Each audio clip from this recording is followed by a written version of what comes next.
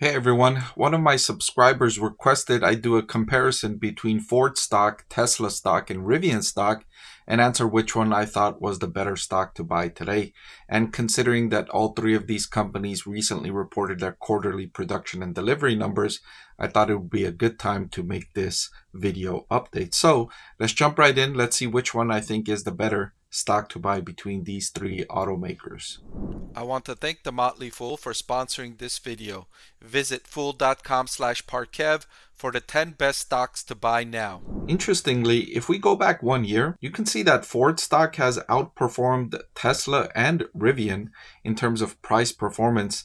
Ford stock is up 8% in the last year, while Tesla is down 18.95% and Rivian is down 31.91%. The primary reason for this is the shifting demand from consumers and easing supply chain restrictions. Earlier in the pandemic, Ford was hobbled by supply chain constrictions, which forced it to reduce supply. And consumers, looking at their purchasing options, looked around and said, well, there aren't too many internal combustion engine vehicles available. Let's go ahead and buy some EVs because they're available. Right? We need a car to get to work. This is what's available. This is what we need to buy. So now that supply chain restrictions have eased and Ford's been able to increase supply, their numbers have been very, very strong compared to what Tesla and Rivian are reporting. In fact, in the latest quarter, I mentioned that the numbers are out. Ford's sales set records in the first quarter. Ford sales were up in the first quarter by 7%. That was ahead of what was the industry growth rate. So Ford was growing faster than the industry, right? This is when Tesla reported deliveries declining by 8.5% from a year ago, while Ford is increasing by 7%. Meanwhile, Rivian is doing better than Tesla in terms of growth in the first quarter, but for the year, Rivian management told investors that production numbers are going to be flat.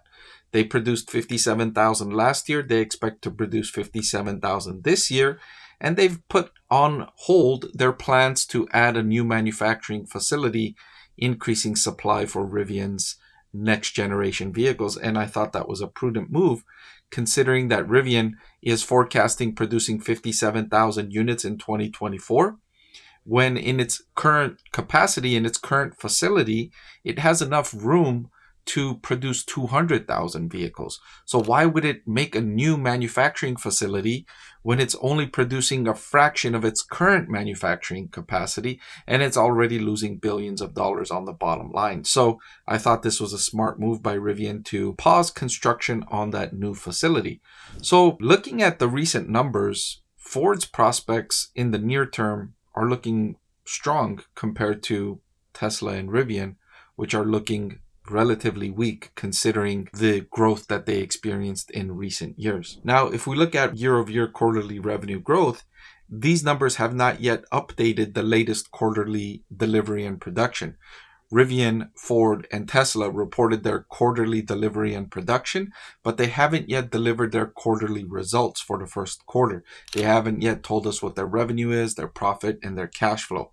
So these numbers don't reflect that, only the production and delivery numbers that I just shared with you. So when these numbers are updated, it's likely that Ford will have better revenue growth than Tesla, because Tesla reported decreasing deliveries in the most recent quarter. So Ford surprisingly is going to grow faster than Tesla in the most recent quarter. At least that's what I'm expecting given the latest production and delivery numbers.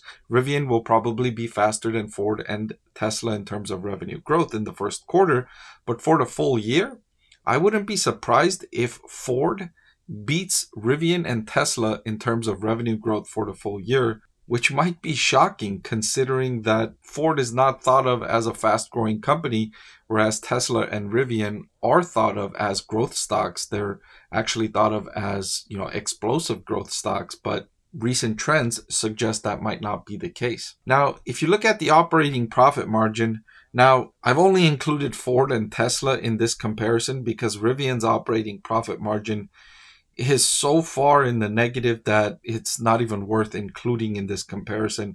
Rivian is going to lose billions of dollars on the bottom line this year and probably again next year. And maybe they achieve gross profit margin positive in the fourth quarter of this year, but that's still nowhere near profitability on the bottom line. So that would distort this comparison.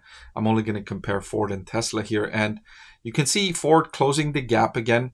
Before 2020, right, before those supply chain restrictions hurt Ford, it was ahead of Tesla in terms of operating profit margin. The pandemic helped Tesla. You can see how the business boomed during the pandemic.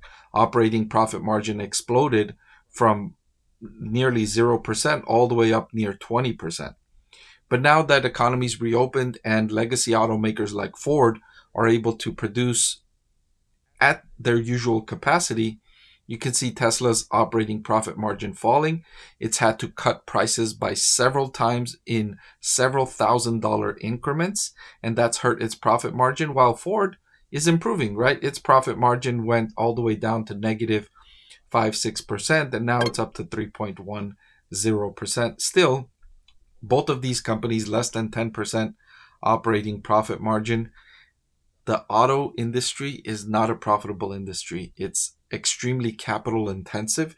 You've got to spend billions of dollars adding these manufacturing capacities, these manufacturing facilities, and you've got to update them with the latest technology, and you've got to pay your labor expense extremely well because they've got strong negotiating power.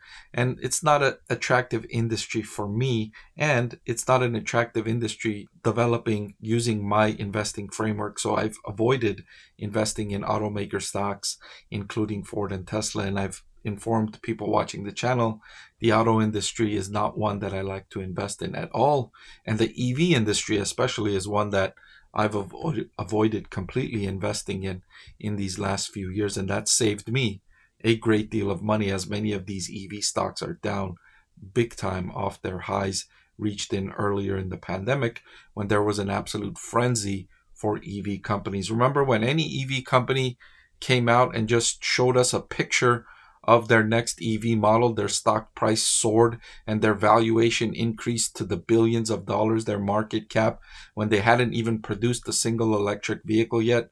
All they did was show us a picture of an electric vehicle. Well, those days are behind us, and the market is becoming more rational now. Some of these EV companies have gone bankrupt or approaching bankruptcy, like Fisker. And so the market is becoming more rationalized, and that eventually will lead to better supply and demand balance in the industry. But that's going to take a long time, because remember, when these companies go bankrupt or go out of business, what happens to their manufacturing facilities? They don't go away. They don't disappear. They're still there. It's just going to get taken over by another company. And so that manufacturing capacity remains in place. And when companies like Rivian and Tesla continue adding new manufacturing capacity to an industry that's already oversupplied, and then when companies go bankrupt or when there's a downturn, that capacity doesn't go away. It's still there. It leads to persistent oversupply in the industry, which leads to these kinds of very small operating profit margins for companies even like Ford at such a massive scale. They still, even before the pandemic, you can see, never approaching operating profit margin anywhere near 10%. Tesla's operating profit margin above 10% can be thought of as a fluke, as a temporary fact of circumstances that favored Tesla during the pandemic, with all the supply chain constriction and all the bonuses that people were getting during the pandemic, that stimulus check, and that made purchasing electric vehicles easier for a lot of consumers.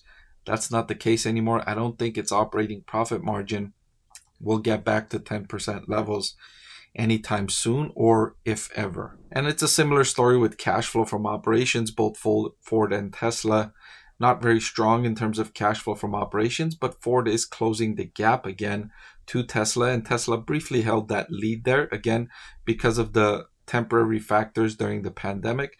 Before the pandemic, Ford was well ahead of Tesla. I wouldn't be surprised if Ford recaptures that lead over the next year or two. Now, one of the things that was in favor of Tesla is the balance sheet. Ford has a massive $149 billion total long-term debt load. Now, this is partly due to its financing segment, but Tesla only $4.6 billion in long-term debt.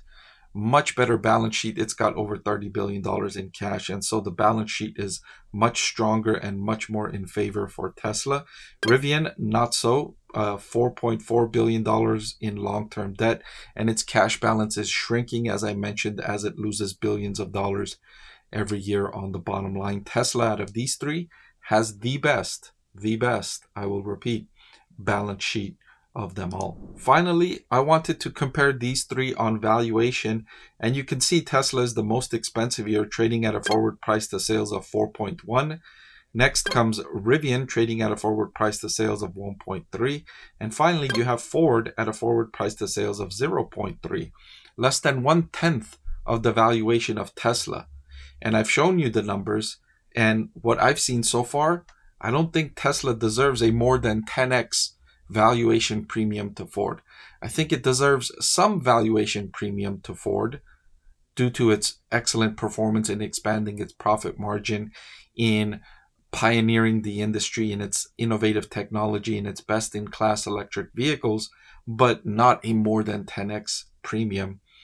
So if I was to pick one of these three stocks, again, I wouldn't buy any of these three.